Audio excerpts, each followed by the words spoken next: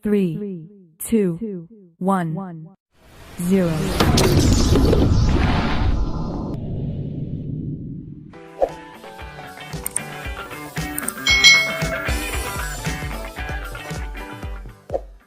Hari ini kita akan belajar bersama-sama mata pelajaran tematik kelas 2 sekolah dasar.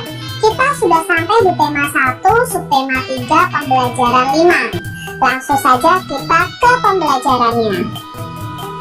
Siswa kelas 2 bermain dengan penuh semangat. Mereka harus membuat kelompok sebanyak tiupan peluit. Perhatikan permainan mereka. Nah, di sini siswa kelas 2 bermain permainan membuat kelompok. Mereka melakukan permainan berpasangan. Ikuti petunjuk gurumu. Nah, di sini anak-anak sedang bermain membuat kelompok. Nah, gimana ya cara bermain membuat kelompok? Aturan permainan membuat kelompok. Siswa membentuk formasi lingkaran ya. Jadi pertama, semua siswa membentuk lingkaran seperti ini. Guru berada di luar lingkaran. Guru membunyikan peluit. Siswa harus memperhatikan jumlah peluit ditiup. Nah, siswa membentuk kelompok dengan teman sesuai jumlah bunyi peluit. Misalnya peluit berbunyi 3 kali nih. Pak Guru membunyikan 3 kali. Prit, prit, prit. Maka siswa harus membentuk kelompok dengan jumlah 3 orang.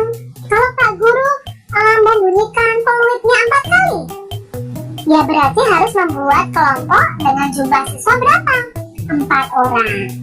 Begitu peluit berbunyi, siswa harus segera berlari membentuk kelompok. Siswa yang tidak mendapat kelompok nih bisa diberi sanksi. Sanksinya bisa menyanyi, menari, atau bercerita. Itu aturan permainan membuat kelompok. Perhatikan gambar di bawah ini. Nah, ini dalam permainan membentuk kelompok ya. Kita lihat lingkaran. Ada Udin dan Edo. Apa yang terjadi ini? Ya, mereka bertengkar. Nah, mereka berebut. Apa yang seharusnya dilakukan oleh dua anak yang saling berebut? Yang harusnya mereka lakukan saling meminta maaf. Kita tidak boleh bertengkar dengan teman-teman kita ya. Dalam bermain harus sportif. Saling memaafkan dapat menjaga persatuan dan kesatuan. Menjaga persatuan dan kesatuan di sekolah merupakan perbuatan terpuji. Perbuatan tersebut sesuai dengan pengamalan sila ketiga Pancasila. Ayo, sila ketiga bunyinya bagaimana? Persatuan Indonesia, dan lambangnya adalah pohon beringin. Kalau kita saling memaafkan, maka akan tercipta persatuan.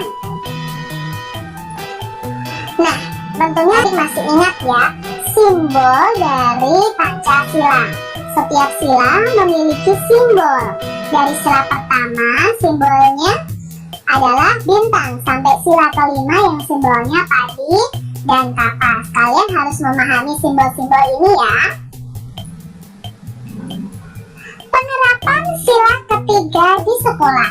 Nah, ini adalah contoh penerapan sila ketiga di sekolah. Mengikuti upacara bendera dengan khidmat. Memisahkan teman yang sedang bertengkar. Bukannya kalian suaratin, ayo, ayo. Tidak boleh seperti itu ketika teman kalian bertengkar. Kalian harus memisahkan. Bermain dengan teman dari berbagai suku bangsa.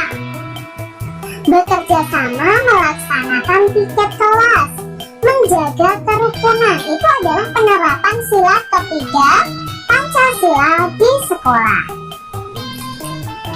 Beri tanda centang pada kolom yang tepat. Perbuatan yang sesuai atau tidak sesuai dengan sila ketiga Pancasila. Kita lihat yang pertama, sikapnya.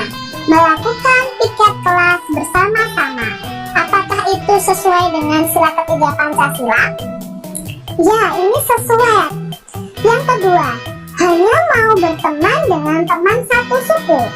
Apakah itu sesuai atau tidak sesuai dengan sila ketiga Pancasila? Ya, tidak sesuai. Kita harus berteman dengan semua teman walaupun berbeda suku atau berbeda daerah asal. Yang ketiga, melakukan upacara bendera dengan tertib. Apakah sesuai dengan sila ketiga? Iya, sesuai dengan sila ketiga. Menjaga kebersamaan dengan seluruh siswa yang berbeda-beda suku bangsa. Sesuai atau tidak sesuai dengan sila ketiga? Ya, sesuai dengan sila ketiga. Udin dan teman-teman sudah selesai bermain dan berolahraga. Nah, ini perintah yang diucapkan oleh Pak Guru kepada Udin dan teman-temannya. Lakukan pendinginan setelah berolahraga. Ganti kembali pakaian olahraga dengan pakaian seragammu. Minumlah air putih secukupnya untuk mengganti cairan tubuh. Itu kata Pak Guru kepada Udin dan teman-temannya. Apakah kamu pernah mendengar kalimat perintah dari gurumu setelah berolahraga? Pasti pernah ya setelah kalian berolahraga. Perintah apakah yang diucapkan? Nah, perintah apa yang diucapkan oleh guru olahragamu? Mungkin kembalilah ke kelas, gantilah baju kalian dengan seragam. Nah, mungkin saat olahraga kan kita memakai seragam olahraga. Selesai olahraga kita bisa memakai seragam sekolah yang seharusnya dipakai ya untuk hari itu sesuai jadwal. Apa manfaat perintah tersebut? Nah, ternyata selain kalimat perintah itu memiliki arti, juga memiliki manfaat dari kalimat perintah ini. Nah, contoh di sini. Kalimat perintahnya adalah rajinlah belajar, kata Bu Guru. Apa manfaatnya kita jika kita melakukan perintah Bu Guru ini? Maka manfaatnya kita menjadi anak yang pintar. Di sini tadi Pak Guru berkata, lakukan pendinginan setelah olahraga. Maka manfaatnya apa? Ya, otot-otot kita akan kembali lemas. Terus ganti kembali pakaian olahraga dengan pakaian seragammu. Kenapa kita harus mengganti pakaian olahraga kita? Ada manfaatnya. Ketika baju olahraga kita pakai untuk olahraga itu kan berkeringat. Nah, ketika kita ganti dengan pakaian seragam kita, maka baju yang sudah kotor, baju olahraga itu bisa kita ganti dengan pakaian yang baru. Minumlah air putih secukupnya untuk mengganti cairan tubuhmu. Mengapa setelah berolahraga kita harus minum air putih yang cukup? Ya, untuk mengganti cairan tubuh kita. Itu manfaatnya. Ya, jadi kalau kita disuruh rajin belajar, itu manfaatnya supaya kita menjadi anak yang pintar. Nah, di sini ada kalimat perintah lagi. Jagalah kebersihan kelas, kata Bu Guru. Apakah ada manfaatnya? Ada. Manfaatnya apa? Kelas menjadi bersih, kelas tidak kotor.